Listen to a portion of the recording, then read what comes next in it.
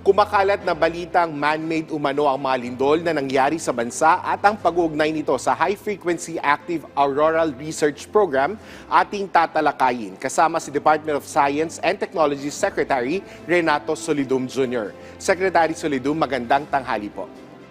Magandang tanghali sa inyo. Opo, Secretary, kamakailan po ay kumalat sa social media ang mga post na nagsasabing ang mga lindol sa bansa ay man-made o gawa ng tao at partikular na inuugnay ito sa High Frequency Active Auroral Research Program Project. Ano po ang masasabi ninyo dito? Wala pa pong anumang gawa ng tao na makakatumbas sa enerhiya na pinapakawalan pagdating ng lindol. Ang mga lindol po ay masyadong malalim. Mga kilometro po ang pinanggagalingan at for example, yung magnitude 7.4 ay nasa 20 kilometers below the surface. So imposible pong maka-create pa tayo ng isang instrumento para maki-influensya doon sa napakalalim na parte. At ang isang magnitude 6 na lindol ay katumbas ng isang Hiroshima atomic bomb ng energy. So mahirap pong gumawa pa ng haka-haka na ang mga lindol na nangyari sa Pilipinas ay man-made. Secretary, para mas maunawaan po ng ating mga kababayan, pakipaliwanag po kung ano po itong High Frequency Active Auroral Research Program o HARP project. Actually, wala akong masyadong alam dyan sa kanilang ginagawa. Basta nagsisend yan ng mga signal. Ang mga lindol naman ay dahil po sa pagbasag ng mga bato. So, ang mechanism po ng earthquake ay hindi matutularan ng anumang input na maglalagay ng energy papunta sa mga kabatuhan. Ang pinapakawalang enerhiya ng lindol ay naiipon ng daang taon o di kaya ay thousands of years na kapag nabasag yung bato, saka nare-release yung energy. Sec, marami rin po ang nangangamba tungkol sa tinatawag na The Big One. Maaari po ba ninyong linawin kung ano ang sinasabi ng siyensya tungkol dito at posible ba itong mangyari anumang oras? Yung tinaguriang The Big One na mga media ay patungkol sa isang earthquake scenario na posibleng manggaling sa West Valley Fault na tumatahak sa eastern side ng Metro Manila. Ang earthquake scenario ay hindi prediction, kundi isang estimate ng posibleng mangyaring kasiraan o di kaya ay pagkamatay ng mga tao, pagkasugat ng mga tao, kung wala tayong gagawin. Base na sa estado ng mga bahay at gusali at kahandaan natin. Ang bawat lugar sa Pilipinas, region, province, town or city, may kanya-kanyang Big One. Iba po ang senaryo sa Davao Oriental, iba sa Cebu, iba sa Metro Manila, iba sa Davao, no? Iba sa Iloilo. At ang mga senaryo po ay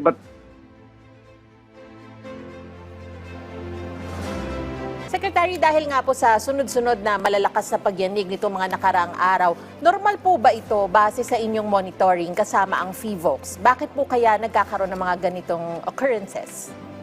normal po yan. Unang-una, ang Pilipinas ay tinatahak ng iba't ibang mga faults na nasa lupa, sa dagat at tinatawag namin mga trenches. Ito ay kung saan ang mga bloke ng mga bato sa karagatan ay sumusuksok pa ilalim. Kada araw, meron tayong at least 30 earthquakes per day na nare-record. So hindi po nakakapagtaka na paminsan ang mga lindol na nangyayari ay mas malakas kaysa sa normal at may mga pagkakataon talaga na iba't ibang lugar ay may nararamdamang paglindol. Ito naman po ay hindi magkakaugnay. Ang pagkilos kunyari sa Cebu ay walang kaugnayan sa nangyari sa La Union o dito sa Zambales, at yung nangyari sa Cebu ay walang kaugnayan sa nangyari sa Davao Oriental. Magkakaiba po ang pagkilos ng mga earthquake generators doon sa lugar na yon at hindi sila nag-iinfluensya kasi malayo na po ang distansya ng bawat isa. Secretary, para naman po sa kaalaman ng ating mga kababayan, gaano po ba kalaking tulong ang pagsunod sa National Building Code at pagsasagawa ng mga earthquake drill? Napaka-importante ang pagsunod sa ating National Building Code. Kapag sinunod po natin ito sa materyales na ginamit, sa disenyo ng bahay at pagkapulido ng paggawa, kahit po intensity 8 shaking na lindol, hindi po dapat bumagsak ang mga building o bahay at ang mga tao na nasa loob nun ay ligtas.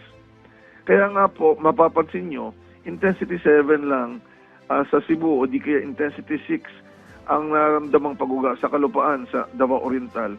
Meron ng mga nasira na dapat hindi natin ina-expect kung talagang maayos ang pagkasunod sa ating building code. Secretary, paano po isinusulong ng DOST sa kasalukuyan ang pagbibigay ng tamang impormasyon at ang tamang impormasyon laban sa maling balita o disinformasyon na kumakalat po online tuwing may malalakas na lindol?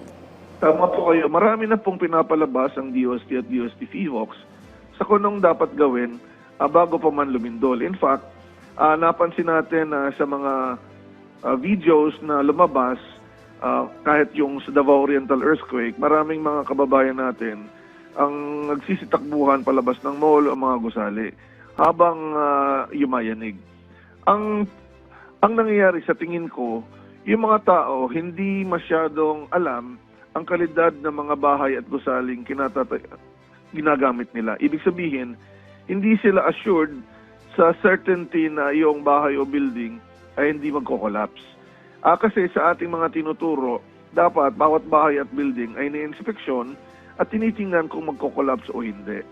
Kasi kung hindi naman, hindi sila kailangang lumabas kasi maraming nasusugatan o namamatay habang lumilisan o nag-evacuate sa isang gumagalaw na building. Nababagsakan ng kisame, hollow blocks o mga basag na salamin. Kaya nga may drop, cover, and hold na pinapractice natin sa ating mga earthquake drill para masanay sila sa ang pwesto ng mga gusali o isang mall kunyari, dapat silang pumesto habang lumilindol at pagkatapos. Kaya earthquake drill importante pero pag-inspect din ng mga building importante. Kaya tuwing may malakas na lindol, kailangan talaga palaganapin yung pagbibigay ng tamang informasyon tulad po ng ginagawa natin na nagpapa-interview tayo upang mas maliwanagan ang ating mga kababayan sa mga nangyayari. Nagpapadali din po tayo ng mga quick response teams. Ngayon, for example, sa Davao Oriental, immediately sa October 10 na earthquake, mayroon na pong mga taga-DOST FIVOX hapon para mamapa yung mga nangyayaring epekto at makipag-usap sa local government at mga komunidad para hindi sila matakot at magpanik. Secretary, nabanggit nyo nga po na mahalaga na ang pagsasagawa ng earthquake drills. Gaano po ba kadalas ito dapat isinasagawa? Yung una nating suggestion sa mga eskwelahan, dapat every quarter, no? At least once every quarter. Kung gusto nilang buwan-buwan, okay lang din yun. Napapansin natin na yung ibang eskwelahan na gumagawa nito, okay sila pag dumating yung lindol. Pero kailangan din gawin natin ito sa mga buildings, and even sa mga mall, no? Dapat may mga safety videos tayong pinapalabas sa mga mall or mga signage kung anong dapat gagawin kapag lumindol. At meron dapat naka-assign na mga marshal sa mga mall na kapag ganito, magbibigay sila ng reminder habang nangyayari yung paglindol para hindi naman magpanik ang mga tao. Secretary, may tanong po ang ating kasamaan sa media na si Andrea Taguines ng ABS-CBN. How is the national government preparing for the next big earthquake? What's the plan? Specifically, proactive measures. How do we go beyond just providing relief, search and rescue after it happens? Okay, pagdating po sa Kamaynilaan, ang isang nakita natin sa ating pag-aaral sa Metro Manila Earthquake Impact Reduction Study at yung risk assessment program na parehong kasama ang DOST FIVOX, nakita natin na siyempre, ang mamamatay masusugatan ay sa kadahilan ng maraming building na mahina. Kaya pinopromote po natin ang makabagong mga teknolohiya at siyempre yung pagpapaunawa sa mga tao na sana ay mag-hire sila ng mga engineer o di kaya ay sundin yung guidance natin sa How Safe is My House.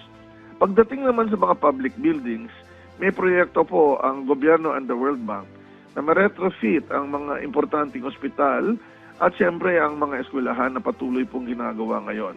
Maliban dyan, meron na po tayong plano upang paano magre-responde kapag lumindol ng malakas sa Metro Manila, ano yung mga role ng bawat ahensya at pati private sector. Ito po ay pinupulido parate at siyempre habang nagtatagal ay mas gumaganda ang ating kahandaan. But nonetheless, importante na kasama ang private sector dito at lahat ng tao sa Pilipinas na individually and as a family ay naghahanda din sila tulad ng pagkakaroon ng mga emergency bag o go bag. Alam nila kung saan sila mag-evacuate kung sakaling lumindol ng malakas at paano sila matutulungan ngayon ng mga local barangay or municipal disaster risk reduction management council. Secretary, sunod na tanong po ni Andrea Taguines, how do we prevent deaths and a repeat of the Cebu experience where people had to sleep on the streets because there were no safe structures? Well, essentially, the solution is making sure na ang mga bahay at gusaling ginagamit natin ay matibay at hindi magko-collapse. Yun lang po ang solusyon kasi earthquakes do not kill people, building that collapses do. Or di kaya ay slopes that collapse o nagkakaroon ng landslide ang sanhi ng mga pagkamatay. Siyempre, pangatlo, yung sa urban area minsan ay sunog. So anything related to the house, location, yung design and construction, and siyempre, post-earthquake preparedness for like fire, dapat isinasalang-alang ng mga tao. At yan po ay nakasaad sa ating building code at fire code din naman. Secretary, tanong naman po mula kay Katrina Domingo ng ABS-CBN News Online. Ilang percent na po na mga faults sa bansa ang na-map na? Gaano po kaimportante sa disaster preparedness efforts ng bansa ang program ng FIVOLCS to map out faults across the country? Well, mahirap mo sabihin na kung ilang porsyento, but the major faults have been mapped.